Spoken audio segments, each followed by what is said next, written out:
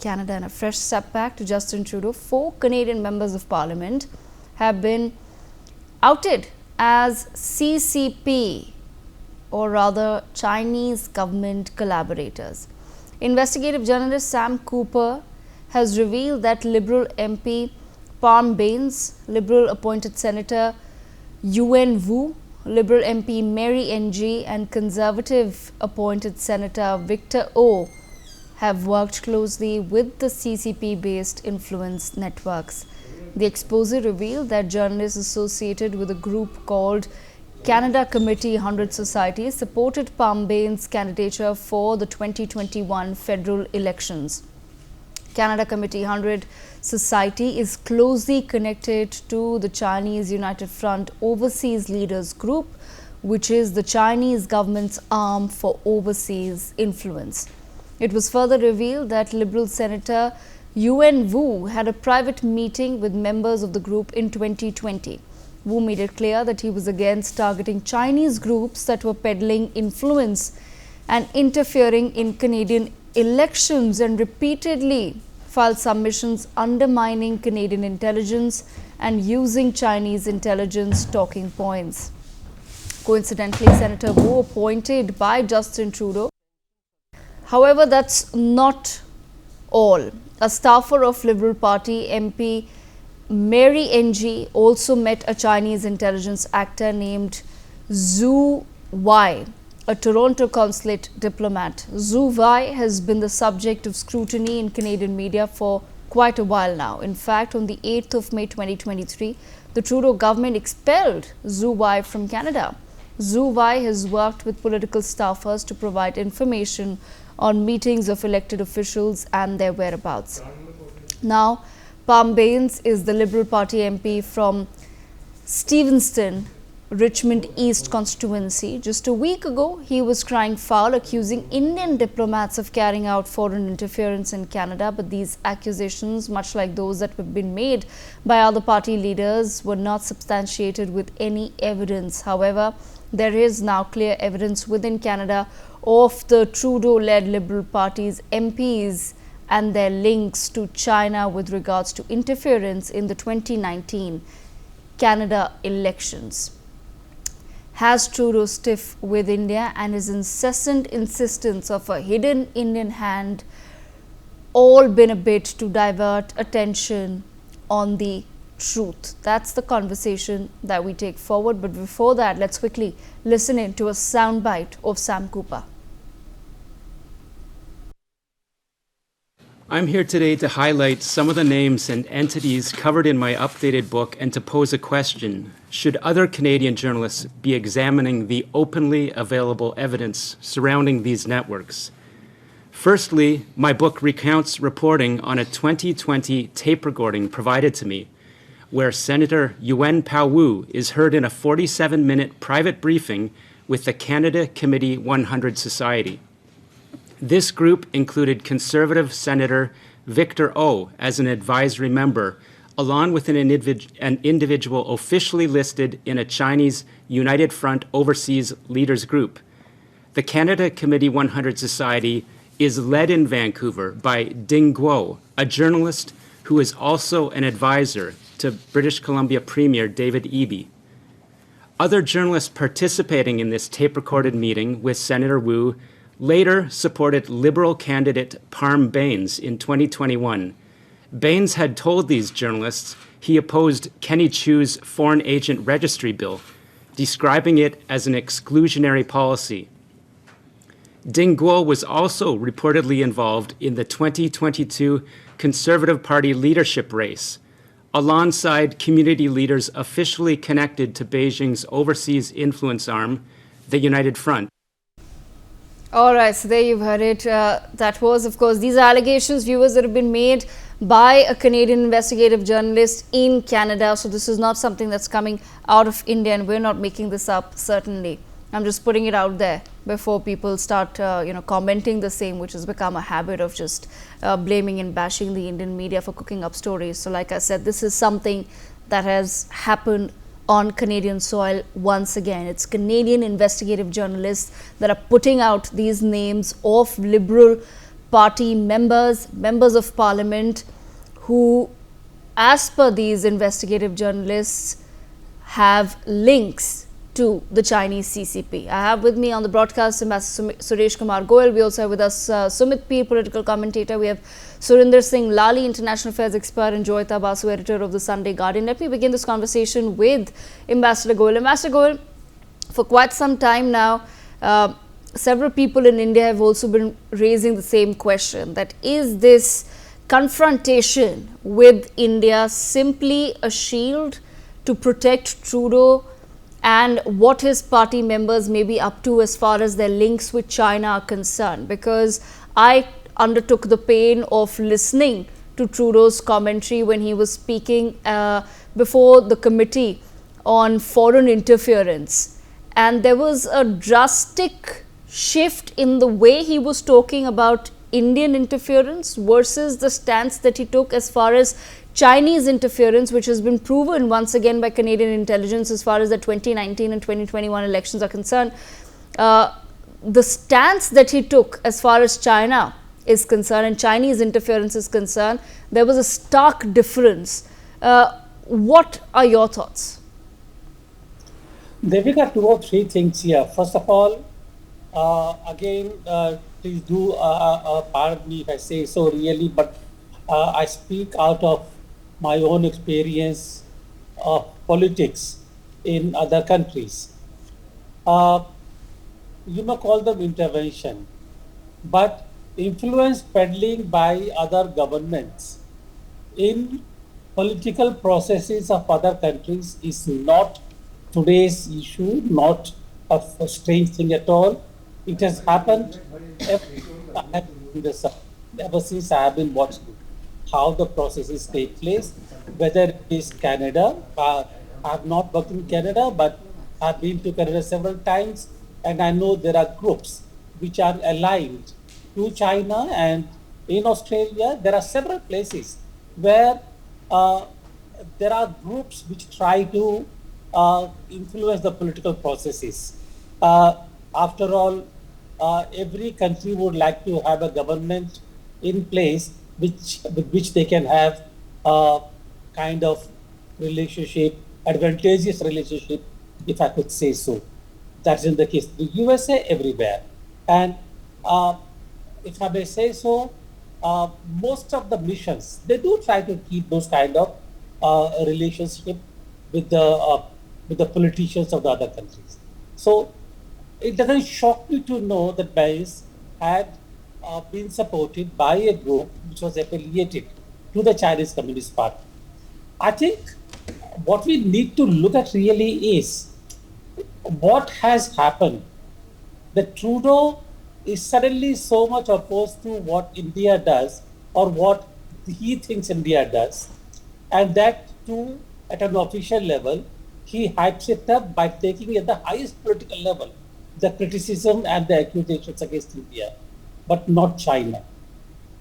And I think that's only because it's a deliberate attempt by Trudeau to put India down at a political level. Now, no government would do that unless there is something in it for them. And I have maintained always, and I again say so, that in this case, Trudeau is not acting alone. That Trudeau is doing so basically because of incitation or because of encouragement from other people in the continent or in the world who may have an interest in seeing that India does not go beyond a point.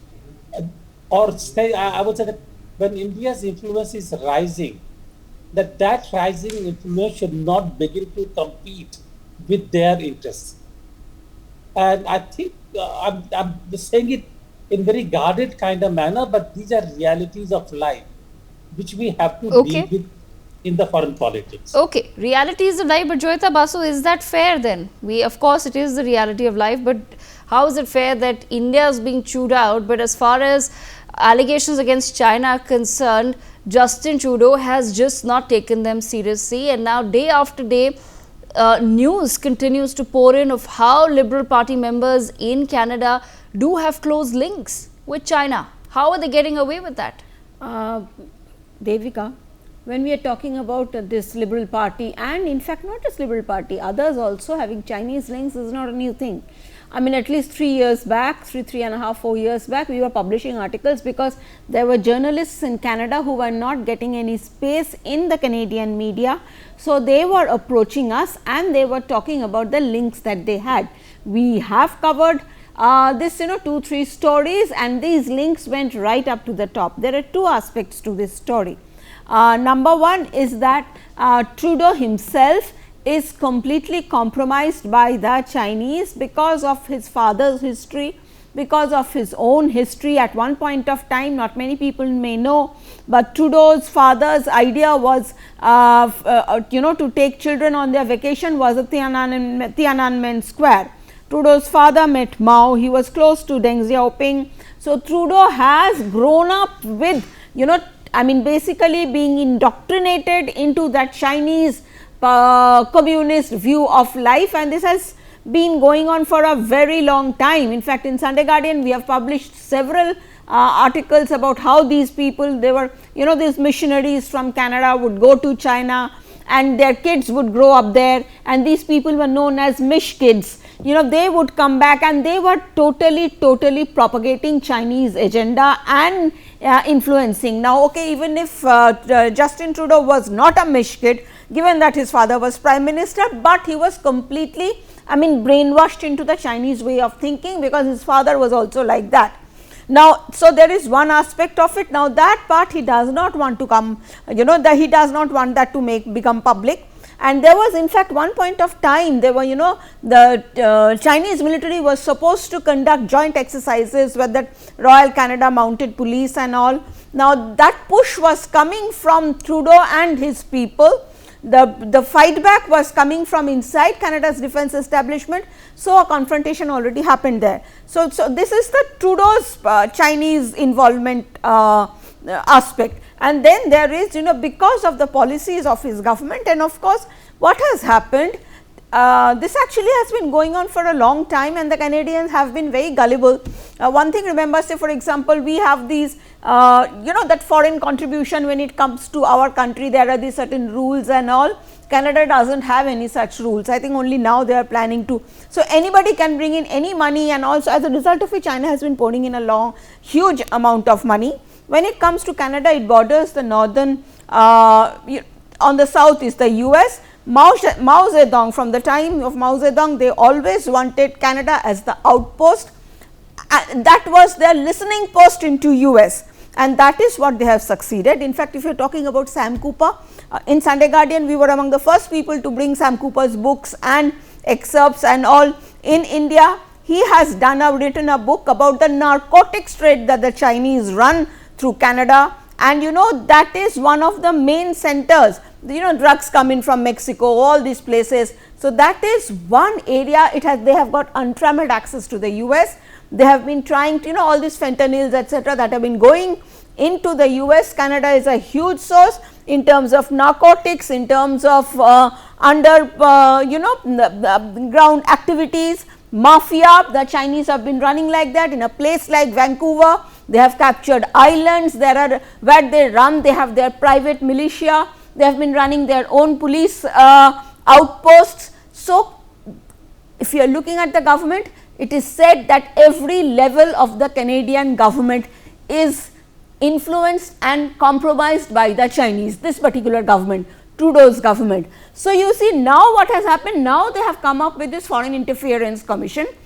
So, when it came to this is the extent of infiltration that China has done. I mean, what has India done? Frankly, nothing except for keeping an eye on the Khalistani terrorists. But Trudeau is totally, literally, in this case, he has been caught with his hand in the till, hands in the till. So, as a result of, he has to divert attention. So, all these things he has been doing, these are complete diversionary tactics, apart from the fact that he thinks that that is the way to appease the Khalistan vote bank that he has. If you remember, of course you remember, the thing is that, say for example, that this guy who withdrew support, Jagmeet Singh, now he withdrew support, but in spite, so Trudeau government is in a minority now. So what is Jagmeet Singh doing? You know, issue based support he is giving. He is not pulling down the government. The more Trudeau becomes vocal against these people, I mean vocal against India, Jagmeet Singh is saying, fine, I will continue, I will not pull down your government. So right now it is a quid pro quo between Trudeau and Jagmeet Singh. That is what is going on.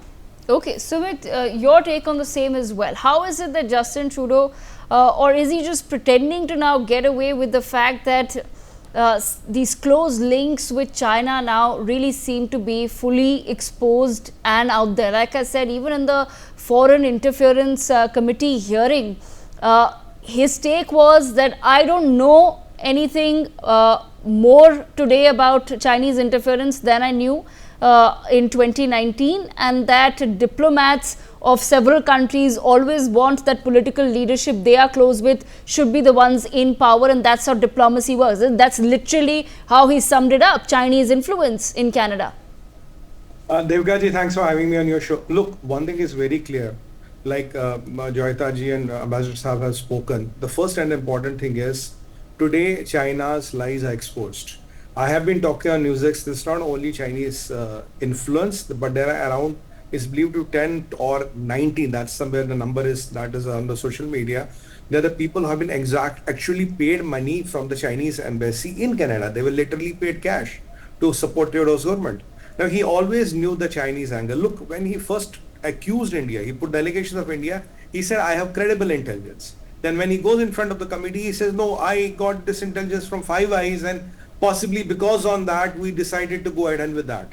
And yesterday, there was one interesting video out which is of the Commissioner of CC, Canadian Mounted Police, Royal Canadian Mounted Police, where the Commissioner says, till date, we have no clue, we have no credible evidence of Indian government or the agents of Indian governments involved in the Niger case.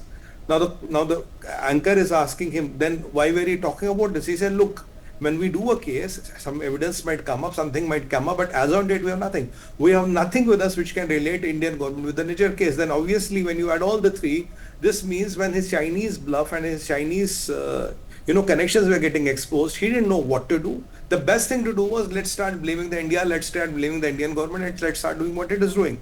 Look, we have been always talking on NewsX that the real estate in Canada is controlled by Chinese.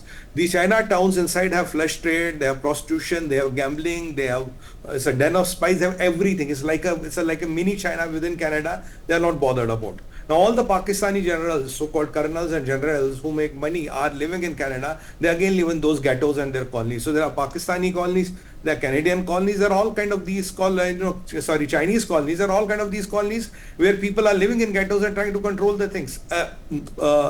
Pakistani Baloch activists get murdered, nobody is able to find anybody. Ripu Daman Singh is executed, nobody is able to find anybody, and out of all the crime which is increasing in Canada and the economy is growing at 1.2%, the only thing which was his Canadian Royal Mounted Police is interested in how our possible deployment has some alleged links with somebody's killing.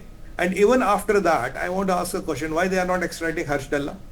Why you are keeping those 29 extradited people in Canada who we have been asking for last 10 years? And if these people are causing violence within your land, that becomes your problem. And today, after the Chinese connection, it is very, very clear that the government of Canada under Justin is completely compromised. They are puppets of China. They work on the whims and fancies of China. And the best thing China is trying them to do is to defame and demean India in the international forums, try to orchestrate some stories, while and the connection, the money, the influence, the favors which have been exposed, which are being exchanged, are not to be spoken about. Like the senator who was exposing us and who was trying to put allegations on us, so-called expose us, now the same senator is in bed with China. What does that tell you? That tells you how much compromised the system is, what is the amount of rot which is in the system, and how much Canada has been lying. And Canada has been quoting Five Eyes, which is again a bluff. Canada has been quoting American intelligence, is again a bluff. And the whole of the Western world should know how much unreliable is Canada's government under Justin, and how much compromised this man is, because he's trying to build the whole West and trying to gang against India. So what he is doing on the behest of China, he's trying to get all Five Eyes and all of the Western, gang or the group, whatever you want to call it, You want to mobilize them, and he wants them to gang against, India. So on the Chinese behest, he's acting as their agent and trying to get the whole of the West against India. So the whole of the West should try to take a note of it, especially the Five Eyes. Because he has been always quoting Five Eyes, Five Eyes, Five Eyes. Do Five Eyes people know his links with China? Do they know how much is the money that Canadian MPs and senators were paid? Do they know what is the money Jagmeet Singh is getting paid? Do they know what is the influence China has in there? And after these revelations, which are done, but you rightly said, is done by a Canadian journalist on Canadian soil, it's not done by us. Now after that, will they come and apologize to us? That is the minimum they should do. And now, does this government have any right to be in the office? That is for the people of Canada to determine. And let me tell you, Devgaji, he has destroyed the relation with the world's largest democracy. I mean, he has put all the democracies of the world to shame because you, Canada, the 52nd state of United States of America, are taking your briefs, are taking your dictates from Communist Party of China and trying to mess up with the largest democracy in the world and with the most popular democratic leader in the world, that is Narendra Modi ji. So this is the whole sum of everything what you have been doing. I mean, what a sellout you are. You could not have gone below these levels. I mean, if somebody can fall below the muck, this is the state. Okay, but Mr. Lally, bring you into the conversation. Where does this then leave relations with India? Because we're looking at elections in Canada sometime by October next year. So there is almost another year to go for Justin Trudeau and his government to continue pushing the narrative and the propaganda that they are against India at this point in time. But do you feel that somewhere all of these exposes that are taking place in Canada, which are pointing the finger more and more towards China, will that really have an impact on the people of Canada? Will they really see the truth? Thank you, Devika. At least for now, whatever little wisdom I might be endowed with, I don't see them going up. They're going to go probably more south till, the Liberal Party goes out of power. But even after that, the jury's out, because not that Pierre Poilievre is on the record making any of the statements which are against the K element. But Devika, for this pyromaniac called Justin Trudeau, I think the chickens have come to the roost. Because for the longest time, he's been playing with this bogey and nourishing all sorts of extremist elements, under this canopy of free speech. I mean, such is the circus in Canada right now that yesterday their own Liberal MP called Sukh Dhaliwal, day before yesterday, goes on record promoting a new narrative outside the Gurdwara saying that we blew up our own Air India, Kanishk. And not to mention that Mr. P rightly said that in the recent interview, RCMP says that Nijjar and Pannu have nothing to do with each other. The cases and they are two different cases on a vertical. And that's quite contrary to what the Prime Minister last year was, sort of screaming from the rooftops. I think Ambassador Goyal made a right point, and I'm going to take that point further, that maybe Justin Trudeau is just a wingman who is behaving on the behest of his southern neighbor, because we all know that there are a lot of lobbies involved, there are a lot of countries involved in not being happy with the success of the other country, and purely because they want to control other economies. And maybe in that larger narrative, they are using now the K elements. Because if you look at it, that Justin Trudeau is trying to create a fear amongst the Sikhs in Canada by saying that India is out to get them. He nowhere mentions the antecedents of Nijjar, of his illegal entry into the country twice over, him brandishing an AK-47, his trips to Pakistan, or he being not on the flying list. He is trying to spin a narrative that India is out to work against the interest of the Sikhs, because he purely needs, and very badly so, both the notes and the votes. And and he uses a front called the World Sikh Organization, which was formed in '84, and no points for guessing, any of your viewers can go and check, in which the purpose of the group was Khalistan advocacy. And his own ex-defense minister, Mr. Sajjan's father, was one of the individuals who was one of the founding members of that.